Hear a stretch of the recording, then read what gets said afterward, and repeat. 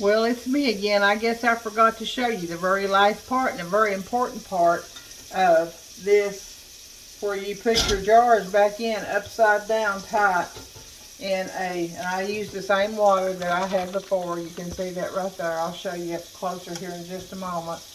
And you tighten your jars just hand tight, and you want to let it just get real hard and come to a boil. See that right there? See? So I'm going to let that come to a boil, and you let it boil just about 5 minutes. And I hate, guys, that I don't have a tripod. I'm going to get me one if I continue to do this. And so before I can show you more and be more professional with it.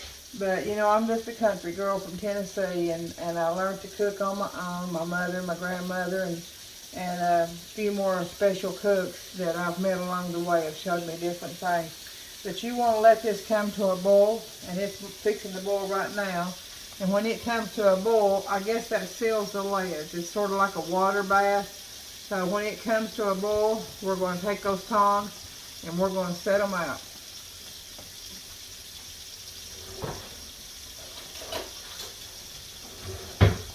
Always have your towel ready to lay them on. Have your tongue and have you a towel to hold them by. So,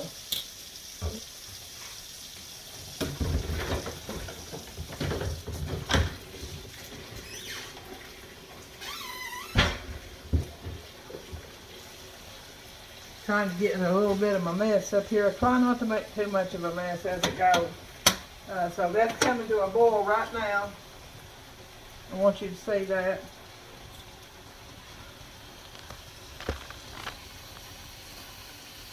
See that water boiling?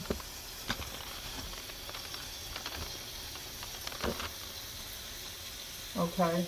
We're going to let that boil just for a few minutes. And then after it boils, well, I've done cut the heat down. But once it comes to a boil, and your jars are upside down with the lids, you cut the water off and let it sit there for a few minutes.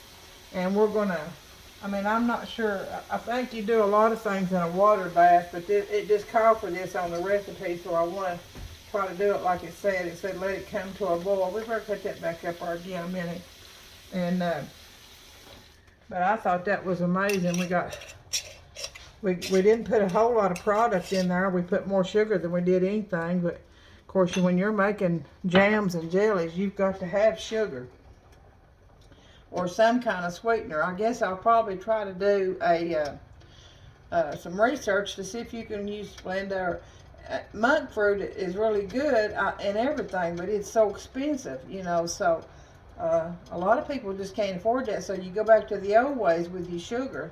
And really, sugar is not hard on you in moderation. So you just have to make some wise choices and wise decisions. Ask God to bless it, and just have a little bit of this and a little bit of that, and not a whole lot of one thing. You know, anything can be habit forming, and sugar is one of them. So, okay, that's boiling again. I'm cutting it off. I'm going to go ahead and try to lift these up. And I'm going to turn them upside down on that towel right there. And I know I say there, but it's there. I'm supposed to use better language when I'm talking in the public, but you know, you can take the girl out of the country, but you can't take the country out of the girl. That's what I've always heard. So I'm having a hard time getting a hold of that. And so, all right, there we go. I'm going to put this over here to be washed. And there was another one of my words, washed. I know you all say that. You might not admit to it, but I know you all say that word wash.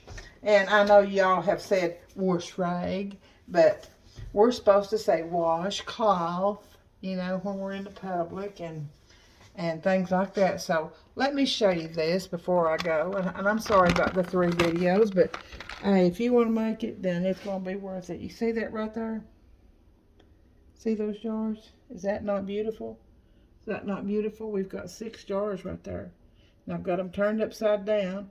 And then just in a little while, I'm going to turn them back up on the right side. And then you'll hear them pop. And that's letting you know that they are sealing. And you can keep preserves, I want to say, in your pantry after they've been sealed for about a year. 2 years, you'll have a little sugar on top, but they're still not hurt. You take the sugar off the top where they've just got sugary, and then just take that top off, and then what's underneath there is still good to eat. So again, this is Sheila E. from Tennessee. May God bless you.